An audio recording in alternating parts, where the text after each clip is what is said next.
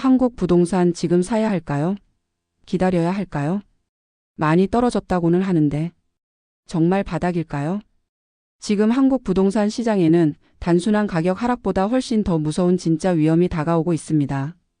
오늘 영상에서는 부동산 시장에 보이지 않는 리스크 그리고 앞으로 어떤 일이 벌어질지 함께 살펴보겠습니다.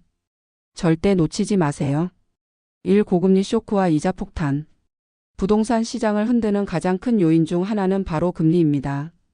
2021년까지만 해도 2%대였던 주담대 금리는 이제 5%를 훌쩍 넘고 있습니다.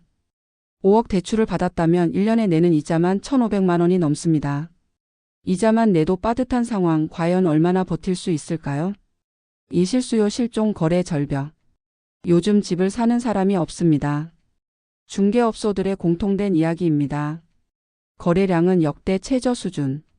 사람들은 더 떨어질 것 같다며 관망하고 반대로 집주인들은 이 가격엔 못 판다며 버팁니다. 이렇게 거래가 끊기면 어떤 일이 생길까요? 시장의 기능 자체가 마비되는 겁니다. 3. 지방의 미분양 폭탄. 지방은 이미 붕괴 수준입니다. 미분양 물량이 눈덩이처럼 불어나고 있고 입주가 다 끝났는데도 빈집이 수두룩한 곳도 있습니다. 미분양은 집값 하락의 신호라는 말 이젠 현실이 되고 있습니다. 심지어 수도권 일부 지역에서도 입주 폭탄 조짐이 보이고 있죠. 4. 인구 구조 변화, 수요의 붕괴. 한국의 인구는 줄고 있습니다. 출산율 0.72 세계 최저. 앞으로 집을 살 사람 자체가 줄어드는 건 명확한 사실입니다. 지방은 이미 인구 소멸 위험 지역이 늘고 있고 서울 외곽도 점점 수요가 약해지고 있습니다. 사는 사람이 없으면 집의 가치도 떨어진다. 아주 단순하지만 우리가 잡고 있는 진실입니다. 5. 부동산 PF 부실 금융 시스템 위기. 여러분 PF 대출 들어보셨나요? 부동산 프로젝트 파이낸싱. 쉽게 말해 돈 빌려서 땅 사고 아파트 짓는 구조입니다. 그런데 집이 안 팔리면 대출을 못 갚고 부도가 납니다. 이미 중견 건설사들부터 흔들리고 있고 저축은행, 증권사 등 이금융권도 위험에 노출되어 있습니다. 이게 터지면 2008년 미국발 금융위기처럼 연쇄적인 시스템 위기로 번질 수 있습니다. 6. 정책 혼선, 시장 신뢰 붕괴. 정책도 문제입니다. 정권이 바뀔 때마다 바뀌는 부동산 정책. 규제했다가 풀었다가 또 묶었다가. 시장은 혼란에 빠졌고 사람들은 더 이상 정부를 믿지 않습니다. 신뢰를 잃은 시장에서는 어떤 정책도 제대로 작동하지 않습니다. 그렇다면 과연 이 위기에서 벗어날 방법은 없을까요? 무작정 비관에 빠지기보다는 지금부터 구조적인 대책을 고민해야 할 때입니다. 첫째, 인구 구조에 맞는 주택 수요 재설계가 필요합니다.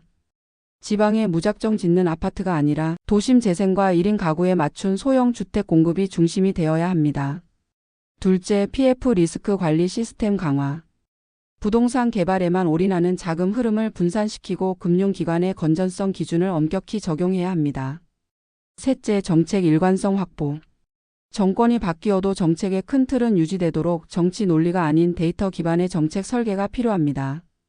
마지막으로 부동산에만 몰리는 자산 구조의 개편. 주식, 채권, 스타트업, 기술 기반 자산 등 다양한 투자 인프라를 마련해 사람들이 집 하나에 인생을 걸지 않도록 만드는 것이 중요합니다. 마무리, 우리가 진짜 봐야 할 것. 부동산 가격이 떨어졌다고요? 그건 표면적인 현상일 뿐입니다.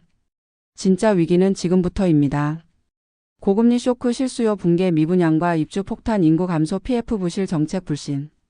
이 모든 것이 동시에 터질 수 있다는 것, 바로 그게 한국 부동산의 진짜 리스크입니다. 지금 이 영상을 보는 여러분은 적어도 부동산 시장을 진짜로 이해하려는 사람들입니다. 투자든 실거주든 판단은 여러분의 몫입니다.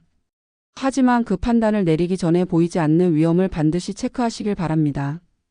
구독과 좋아요는 진실을 향한 힘이 됩니다.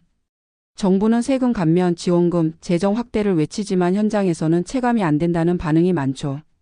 우리는 과연 제대로 된 방향으로 경제 정책을 펼치고 있는 걸까요?